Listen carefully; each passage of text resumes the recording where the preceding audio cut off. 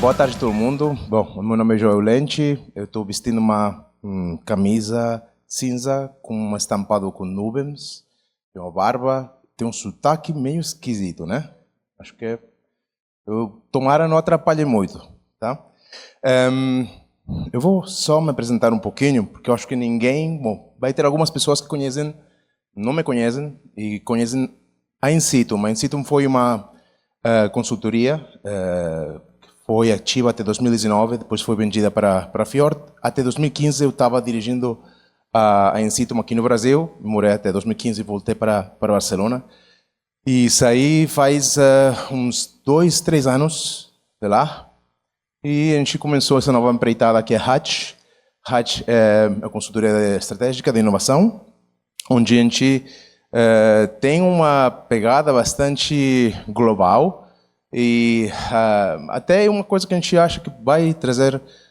Foi bom porque a gente ficou... Eu achava, a gente vai ficar nos últimos, né, do dia, né, do evento até. Mas eu acho que foi bom para até escutar outras pessoas, qual que foram as coisas que foram faladas.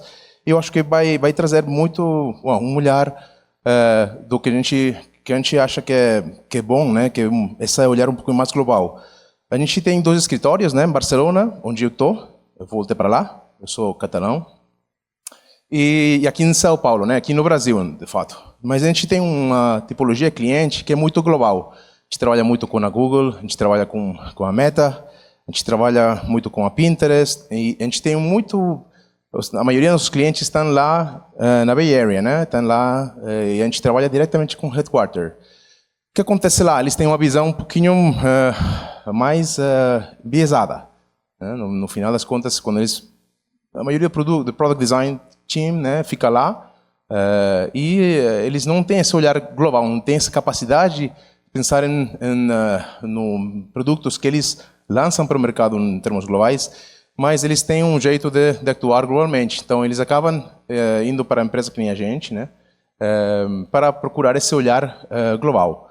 E esse mapa tem marcado aqui uns países onde a gente tem feito projetos nos últimos 2 anos. Né? Então, a gente tem a sorte de ter feito bastantes projetos em vários lugares do mundo, né? E a gente tem feito também projetos relacionados com AI. Nos últimos 2 anos, eu acho que tem sido bastantes até, né? E eles têm essa necessidade de fazer, aqui no Brasil, acho que está perto, não sei já, né? Mas 200 milhões de pessoas além, né? Mas no mundo, a gente acaba tendo essas ferramentas que a gente até, muitas delas foram faladas aqui, né? ChatGPT ou Perplexity, que eu adoro também, não sei onde... que eles são usadas por milhões, bilhões de pessoas, né? Eventualmente, sobretudo essas ferramentas que a gente está falando da Meta e do Google, né? Então, eles têm essa necessidade de entender como que essas ferramentas são usadas, como que a gente faz muita pesquisa, né? A gente acaba fazendo muita pesquisa, mais de discovery, mais de entendimento, mas é sobretudo para entender essas nuances locais, né? Para saber um pouquinho melhor como que afeta a cultura e o jeito de fazer as coisas para depois actuar nessas ferramentas ou desenvolvimento dessas ferramentas em termos globais. A gente sabe, né? Todos nós somos influenciados por vários fatores, né? Eu não vou ir muito no detalhe, mas esse framework que a gente usa na Hatch, né? Fala as dimensões culturais da Hofstede, né? Basicamente tem várias delas. A gente usa ele para identificar essas diferenças entre diferentes países, diferentes culturas, né?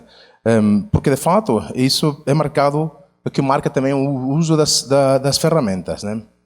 E não só essas diferenças culturais, a gente também está marcado muito pela nossa história, né? Porque a gente viveu e que foi forjado ao longo do tempo, né? Então é algo que a gente...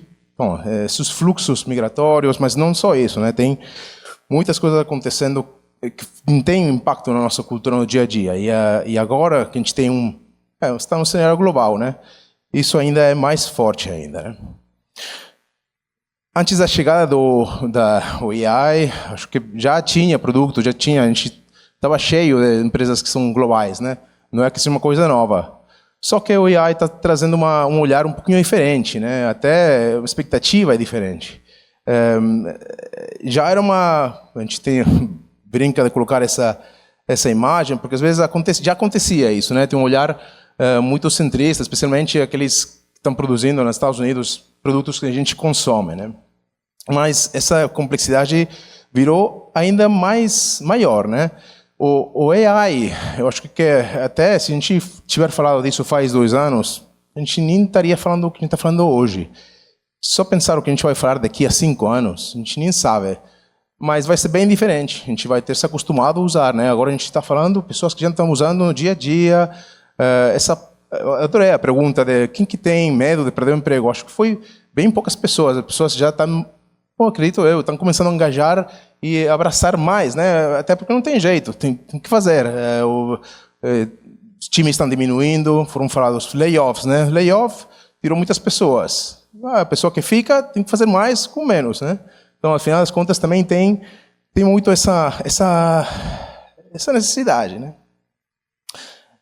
E nessas expectativas que cresceram, a gente está a cada dia com uma expectativa maior desse antropomorfismo, né? A gente está querendo que a AI fique melhor, que seja mais consciente, mais ético, mais responsável, eventualmente que ele tenha emoções, né? A expectativa é alta, até tem estudos já que falam disso, né? O grupo da Nielsen, ele já tem estudos falando disso e que de fato tem essa expectativa crescendo, né? E a cada dia vai crescer mais, porque a gente vai usar mais e vai querer que ela fique mais alta, né? Aí, eventualmente, essas soluções a gente vai querer elas que sejam melhores. Mas como que a gente garante, né, esse futuro do AI, especialmente quando a gente quer fazer ele responsável? E eu vou falar um pouquinho do conceito responsável, né? Mas especialmente quando a gente fala do AI responsável globalmente, né? Que ainda aqui deve ter empresas, né? E com certeza tem empresas do Brasil que são globais, também tem um impacto global, mas também afeta várias regiões. A gente foi falado ontem, né? Acho que foi a Bradesco que falou, o Victor falou, não, a gente tem que se adaptar também às diferentes regiões, né? Do Brasil. Então tem a necessidade de entender mais as nuances, essas coisas que eventualmente têm mais a ver com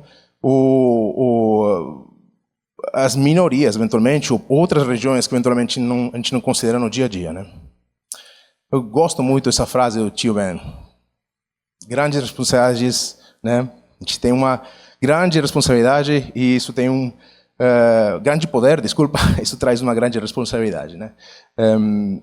E como designers, né? Eu sou designer, mas eu sou psicólogo também, então tem uma mistura um pouquinho os dois. A gente tem uma grande capacidade. Foi falado muito aqui, né? Qual é o seu futuro, o nosso futuro, o que a gente vai fazer? Mas eu acredito que a gente não tem problema, não. A gente vai se virar.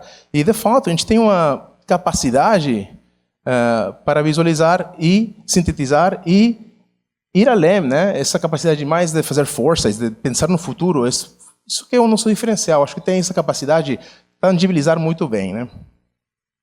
A gente usa, a minha parte até, a gente tem feito, como falei para vocês, bastantes projetos nos últimos 2 anos, né? A gente tem usado muito esse framework da Microsoft, né? Foi lançado, acho que em 2019. A Microsoft, até foi falado agora, né? Não tem uma regulamentação ainda, mas já tem standards, né? Então, o que é a Responsible AI? A Responsible AI é basicamente um jeito de trazer alguns pontos, né, que são relevantes para quando você cria uma solução de AI. Então, tem a ver com inclusão, responsabilidade, confiabilidade, justiça, transparência, privacidade e segurança. Então, é importante considerar todos esses pontos que a gente já foram falados aqui. Se alguém quiser, tem disponível, né, esse standard da Microsoft disponível. E a gente também usa, né, essa estrutura essas dimensões culturais da Hofstede, porque ajudam a gente, sobretudo, nessa comparação, e depois eu vou mostrar para vocês um exemplo, como que a gente usa para fazer comparação entre diferentes culturas, entre diferentes países, né? E a gente está trazendo algumas reflexões que a gente viu, né? Não deu tempo, a apresentação é mais longa, até eu adoraria falar mais, mas eu acho que vou ficar por aí nos 20 minutos e depois a gente tem tempo para bater mais papo. Em termos de inclusão, a gente fez uma análise, né? A gente trazendo algumas reflexões, né? o que acontece às vezes é que você pode criar até um produto, né, ou um produto digital com AI, mas nem ser consciente o bias que você tem, né? E às vezes até pode ser que localmente não tenha um bias, mas quando você leva esse produto para um cenário mais global, isso pode ter um efeito muito grande, né? O ano passado a gente fez um projeto, basicamente até foi falado agora, né? Uma ferramenta que ajuda você a aprender inglês, né? Usando AI. Um produto que está sendo desenhado, de fato, nos Estados Unidos. E basicamente, a gente foi usar um teste, né? Está ajudando tanto na parte de design do produto, como na parte de pesquisa. E a gente fez uma pesquisa lá na Índia, e foi engraçado, né? Porque que para eles, né, uma ferramenta que ajuda você fala, e tem exercícios, né? Eventualmente exercícios, alguns deles estão relacionados com a comida. Receitas, então para praticar, né, mesmo o inglês de você. Só que muitos exercícios estão relacionados com comida, e comida relacionada com carne, outros elementos que eventualmente, em culturas como a Índia, a Indonésia, nossa, até ele cria uma rejeição, né? Você cria uma coisa que eventualmente deveria ser uma coisa inocente, né, no país, no seu entorno, mas quando você leva 1.000 milhões de pessoas na Índia, eventualmente o país com mais vegetarianos e veganos do mundo, né, está criando um atrito. Eventualmente você se sente excluído. Até a gente tem depoimentos como esse aqui, né, pessoas que evitavam esses exemplos que estão relacionados com a comida, até por isso, né, porque se sentiam incomodados. A gente fez antes de entrar no exemplo, né? Os conceitos de inclusão variam em todo o mundo ligados às escalas de privilégios. A gente tem visto, né? Inclusão é um termo que eventualmente a gente tem tido a sorte de fazer vários projetos de inclusão em vários países. E é engraçado porque de fato é uma coisa que é vista de diferentes formas em cada um dos países. Então não tem uma única forma e até não só no país, mas regiões. Então, de fato, o termo mesmo, inclusão, é enxergado de forma diferente em diferentes lugares. E nem sempre está relacionado com as mesmas coisas. Mas a gente viu uma grande relação com as escalas de privilégio, né? No final das contas, as escalas de privilégio estão relacionadas com muitas coisas que afetam no seu dia a dia, né? Eventualmente. Aqui, por exemplo, a gente tem um site que é culturalfactor.com, que bem está relacionado com o Hofstede, né? Hofstede Framework, que basicamente você coloca lá os países, se quiser, e tem toda a informação depois no detalhe. Mas uma coisa que a gente viu foi um projeto que a gente fez para a Pinterest, onde a gente foi fazer campo, né? Foi falar com pessoas qualitativamente. Basicamente, a gente tem um approach muito qualitativo, né? A gente há um tempo falava a Camila de fazer mais guerrilha. A gente também faz muito. Ela falou da guerrilha e falou da invasion, né? A gente fala mais em homes, né? Fazer mais ir para casa das pessoas. A gente vai muito para a rua, de fato, acredita muito nesse discovery, onde você vai fazer mais in person, né? Mais ao vivo. A gente fez um trabalho onde, eventualmente, a gente estava falando com pessoas para entender melhor o que eles achavam qualquer conceito que eles tinham atrás da inclusão, né? Eu queria dar só um exemplo aqui, né, que é relacionado com a cor da pele, né? Então, quando você vai falar com brasileiros, no caso, a gente viu que era um tema muito polarizante. É um tema muito polarizante, mas também é addressed, né? É uma coisa que a gente enxerga que é bastante falado e também tem atuação, né, acima disso. Se você for falar com um japonês não liga muito, porque 90%, 95% da população no Japão é quase igual, em termos de cor de pele. Então é um tema que ele é adressado, ele não é dirigido, não é uma preocupação grande. Então a gente via outras preocupações no Japão, por exemplo, a inclusão relacionada com a idade, idosos, né? Por exemplo, lá é um dos países, eu acho que é o país com o maior número de idosos no mundo. Então tem a inclusão, o conceito de inclusão pode mudar muito e está muito relacionado também com o que a gente falou, né? Essa escala de privilégios que a gente falava antes.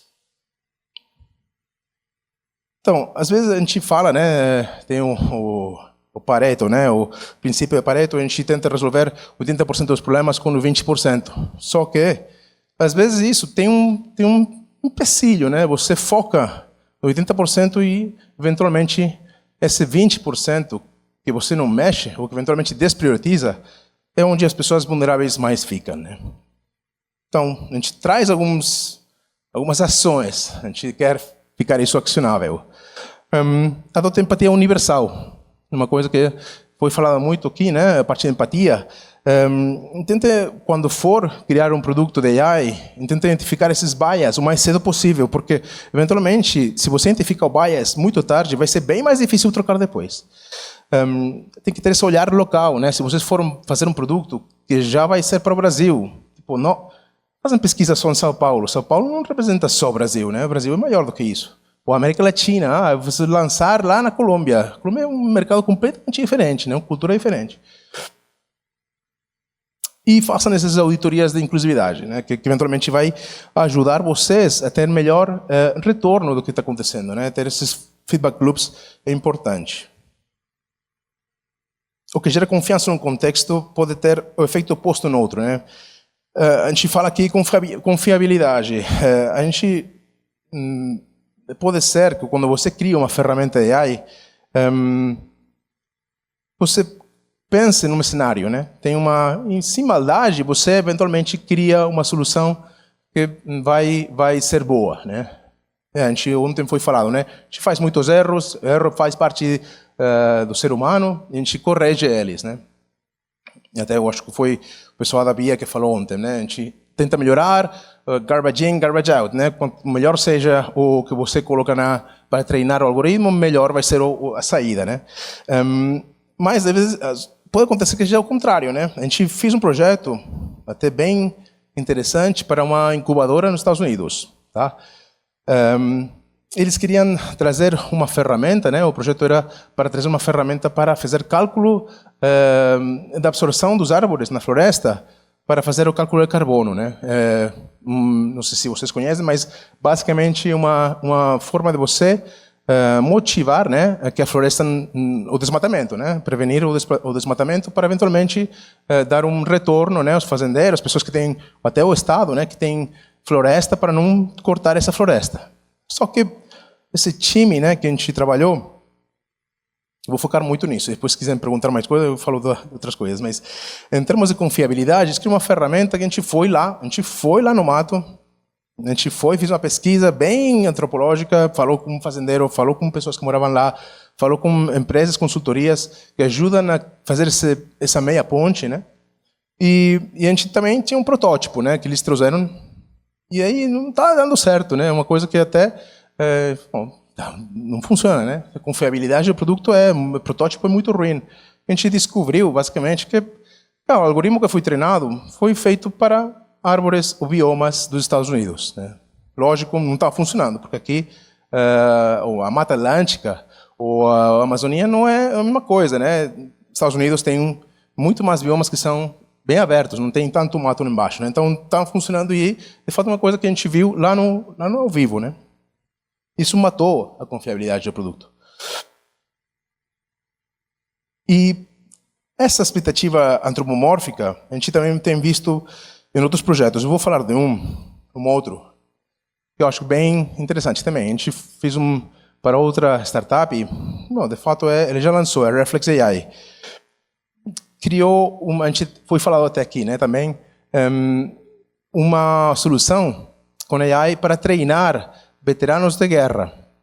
O veterano de guerra tem muitos problemas de saúde mental quando volta, né?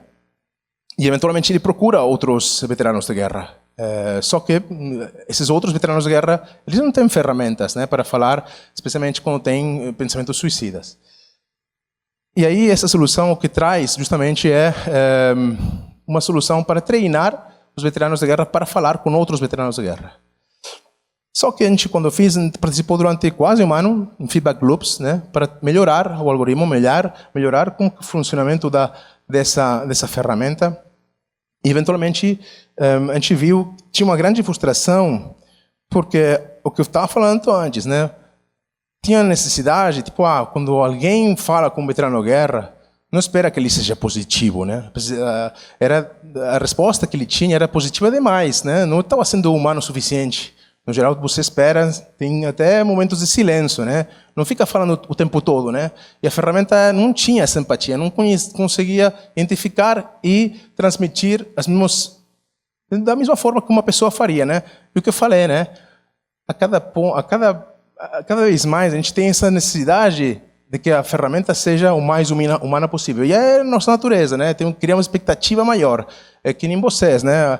A Amazon vocês compram na Amazon, isso cria uma expectativa de vocês no outro marketplace. Não tem jeito, é assim. E aqui acontecia um pouquinho a mesma coisa. Então, basicamente, tem esse olhar mais de priorizar a inteligência emocional, adaptar-se localmente e testar de novo regionalmente. Construir AI com coração. E aqui eu passo para o último ponto, até porque já estou estourando o tempo. O default não é justo para todos. A gente sabe, né? Às vezes é um padrão, né? Seja na procura, seja numa interface, dar um padrão default, dar uma opção de default, parece que ajuda você a antecipar, ajuda você a ir mais rápido, né? Só que às vezes esse default não é justo, né? A gente sabe que ele tem um bias. A gente, voltando a esse projeto, por exemplo, dos veteranos, qual que é o bias do próprio algoritmo era que a base de dados, o dataset da ferramenta estava muito sesgada, muito enviesada, desculpem o português, com o fato de ser machista, né? O fato de ser mais usada por veteranos da guerra homens, né? Então, acaba falando com mulheres veteranas de um jeito que não era o jeito que esperava essa mulher, né? E acaba sendo uma forma de perder essa confiança. E aí esse default fazia ela, né, o default que tinha a ferramenta própria, perder esse sentimento de me está ajudando de verdade, né? E aqui, voltando ao exemplo que a gente falou do início da Pinterest, né, aconteceu uma coisa bem parecida, né? Você na procura tem né, no default, aparecem umas pessoas, né? A gente foi falar com pessoas pretas, a gente foi falar com pessoas de várias comunidades marginalizadas também no Brasil, e muitas delas, né, acontecia que no final das contas não identificavam com esse default. O default para elas já tinha um bias, né? E pior é que já estão acostumadas. Muitas delas já achavam isso normal, né? Então, é uma coisa que a gente eu acho que cria essa expectativa, mas também tem que ser consciente, a gente tem que ser consciente dessa dificuldade. Então, só para acabar, esse terceiro ponto, fuja do padrão, abrace a diversidade, né? Essas ferramentas, e para fechamento, essas ferramentas apenas são tecnologia, mas a gente precisa ter essa pegada mais, esse olhar mais global, esse olhar mais cultural, ir além do que vocês acreditam, tentar identificar o que é, de fato, uma nuance regional ou local, basicamente, para tentar ter essa melhor implementação de ferramentas de AI. E acho que é isso. Obrigado.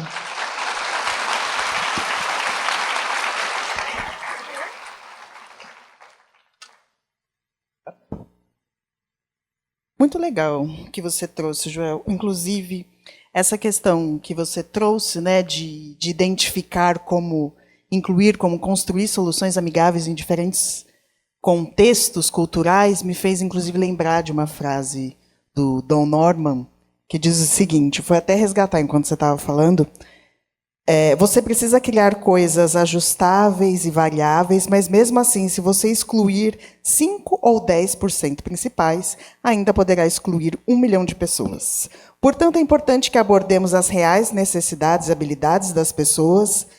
Não podemos, nem precisamos entrar na cabeça de milhões de pessoas, apenas entender o que elas estão tentando fazer e tornar isso possível. E aí, para a gente aquecer essa discussão, antes de passar a palavra para os nossos queridos convidados, queria que você, para introduzir, dissesse uma dica, assim, como que a gente pode incorporar isso, esses princípios no nosso dia a dia. Eu acho quem trabalha com design, né, eventualmente a gente trouxe aqui umas ferramentas, né, Responsible AI Framework. Eu acho que é uma boa forma de se incorporar essas e ter maior input, né? Tem livros, mas eu acho que é muito acionável essas ferramentas, ou até da Hofstede. Se vocês têm é engraçado, nem parei para olhar muito, mas essas ferramentas ajudam você a ter essa noção mais do que é diferente. A gente é tão diferente que é necessário você enxergar esse bias para... O primeiro passo para você corrigir um bias é aceitar que tem o bias. Então, é o passo mais importante, né? Você identificar os bias que você tem, o bias que você tem, para depois mudar, né? Mudar o comportamento, as suas preferências. Então, é importante primeiro identificar elas. E, às vezes, o melhor jeito é usar essas ferramentas que ajudam você a identificar aonde tem que olhar dentro de você mesmo. Ótimo. Primeira pergunta, vamos lá, Joyce. Olá, boa tarde. Me autodescrevendo. Sou uma mulher preta com cabelos volumosos. Estou com a camiseta amarela, uma camisa azul por cima e uma calça preta com um tênis azul. Como trabalhando com acessibilidade, a minha preocupação, e a Aline, uma grande parceiraça nesse sentido, eu sempre me preocupo muito com as intersecções, né? Igual o fato de ser uma mulher preta, com deficiência e com outros recortes sociais, eu sempre me preocupo com isso dentro do meu processo de construção de acessibilidade.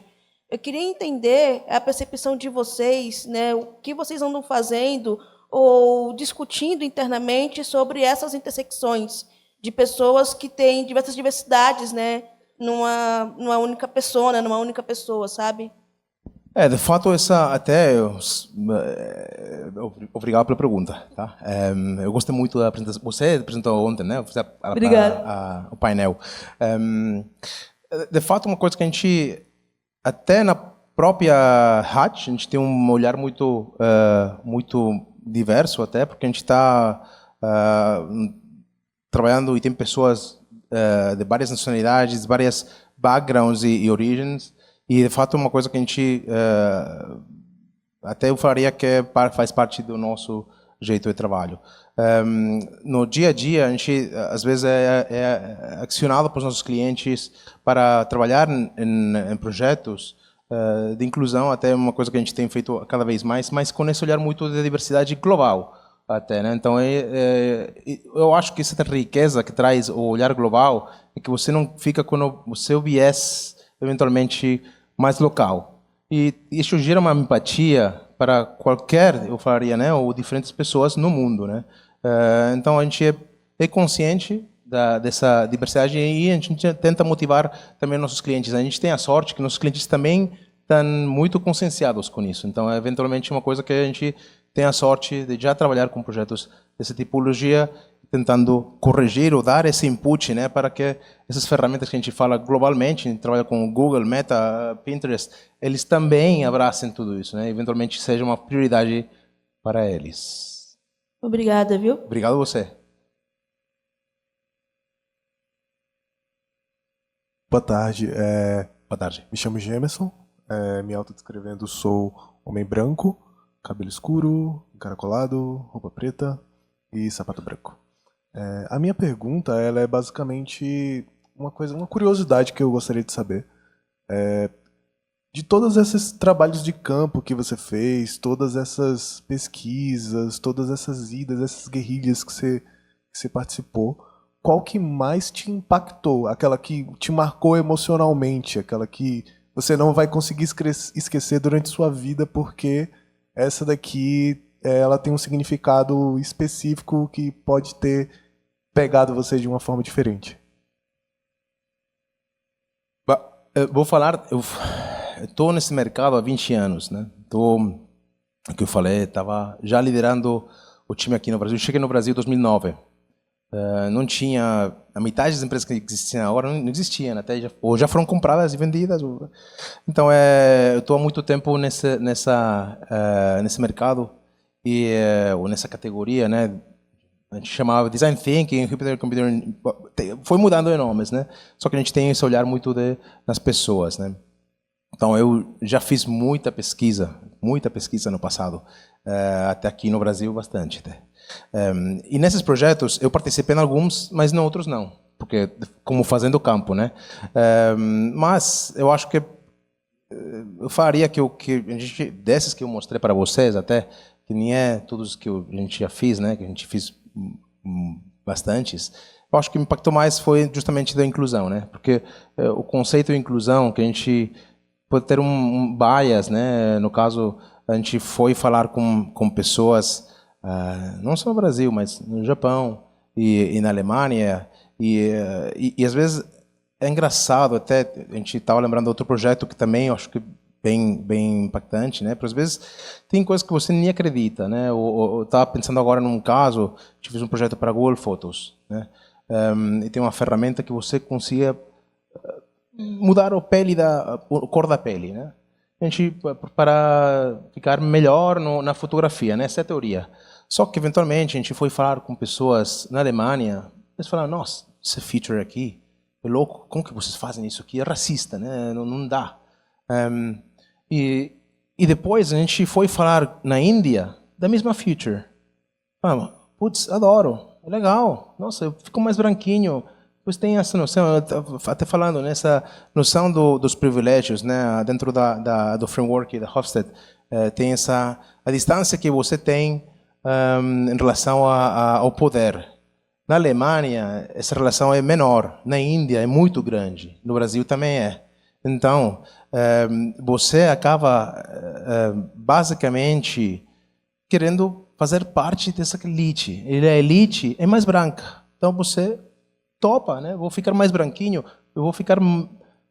tem uma coisa até meio esquisita, né? Você foi falar, o alemão acha racista, mas lá a pessoa, lá na Índia, ele acha que aquilo é bom para ele. Então, esses estudos que a gente consegue fazer, onde você tem essa pegada muito global e consegue comparar diferentes regiões, nossa, é uma sorte que a gente tem e que abre nossos olhos, na verdade.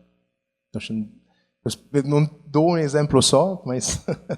Obrigada. Obrigado. Beleza. Me autodescrevendo, eu sou pardo, cabelo curto, óculos, barba, camiseta azul marinho e calça bege. Eu trabalho numa startup que a gente tem desafios, projetos ou desafios específicos globais. E sempre que surge algum desafio ou projeto, a gente costuma, devido a todo o contexto, né, a gente faz o desk research, né, o que a gente mais utiliza. Não dá para aplicar, né, aquela guerrilha estando aqui no Brasil ou até por questões de custo. Você deu uma dica de uma ferramenta bem legal que eu achei, que é aquela theculturerefactor.com. Achei bem legal. Eu queria saber se você tem mais ferramentas ou metodologias para lidar com esse tipo de desafio de projetos globais. Claro, eu acho que no caso, esse site que basicamente usa o framework da Hofstede, né, ele é de graça, então, bom, de graça, tem um limite, mas dá para usar. Ele não tem se você, sei lá, o startup de você relaciona com automoção, não vai ter essa segunda camada de informação de como seriam esses fatores para você, mas já vai dar uma ideia boa da onde está e eventualmente qual que pode ser para você essa diferença, né, entre países, né?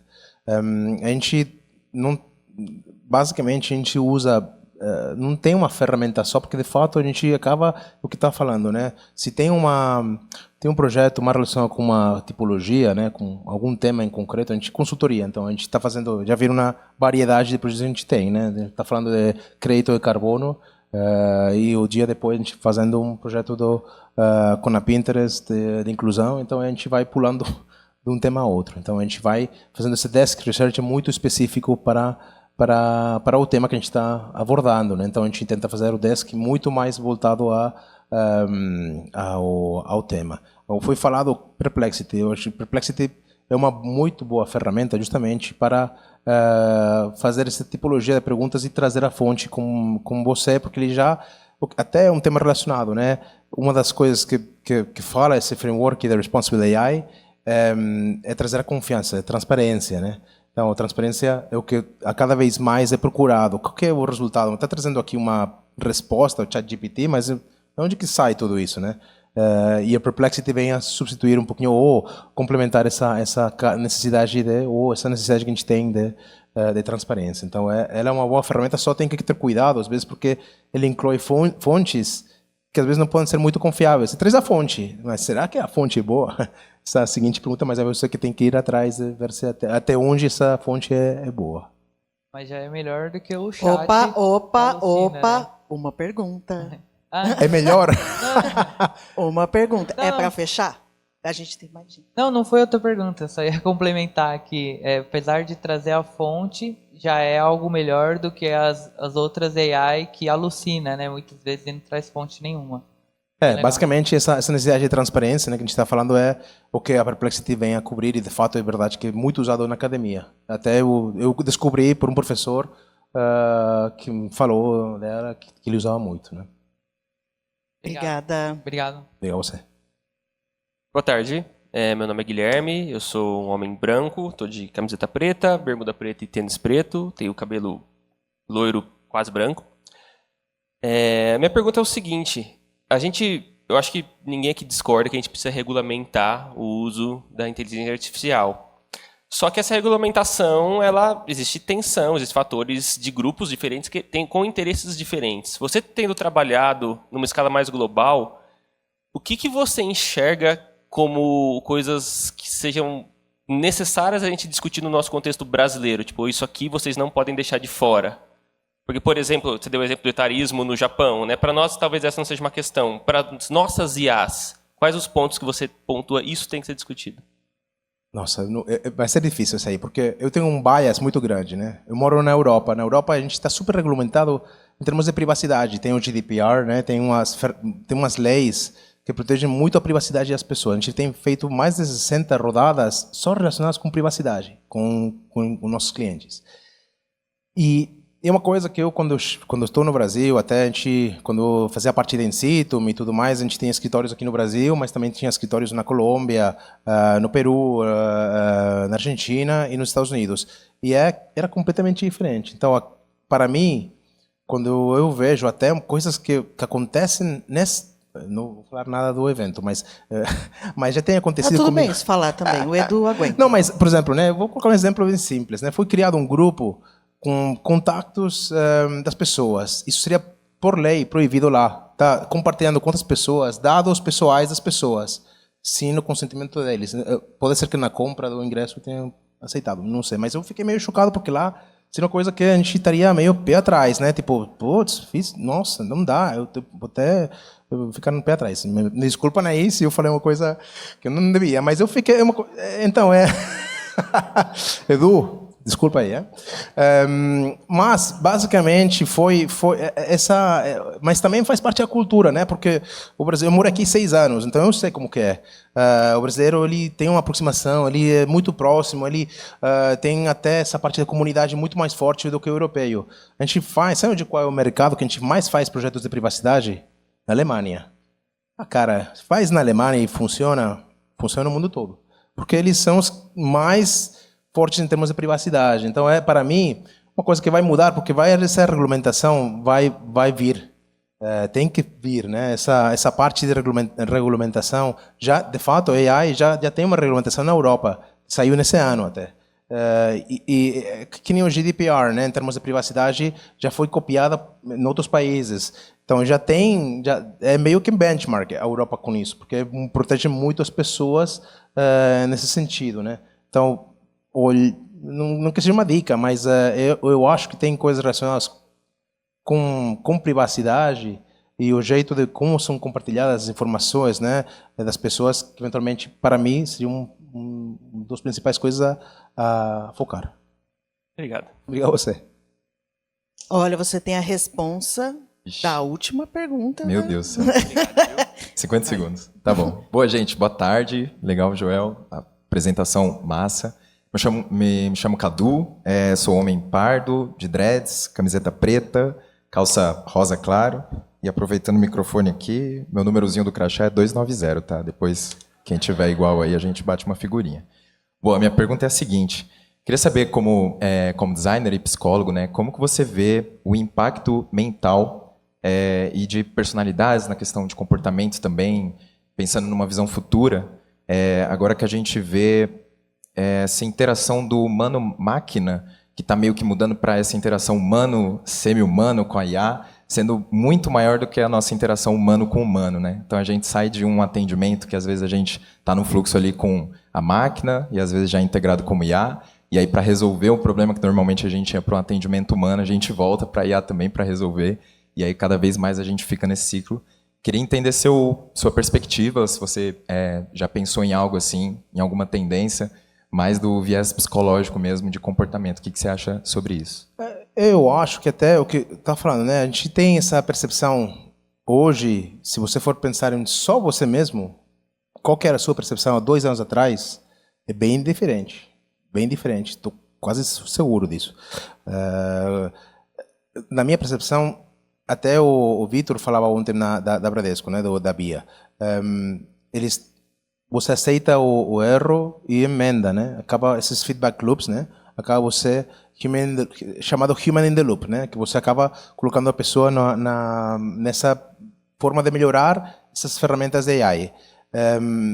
Isso vai melhorar, vai ir além. Então, o que agora acontece é que não dá para até estava falando ontem com o Victor e falava não, agora já quando fala palavrão, né?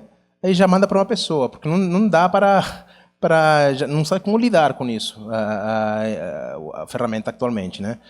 Mas eu acredito que no futuro vai saber, até porque essa é a nossa demanda também, né?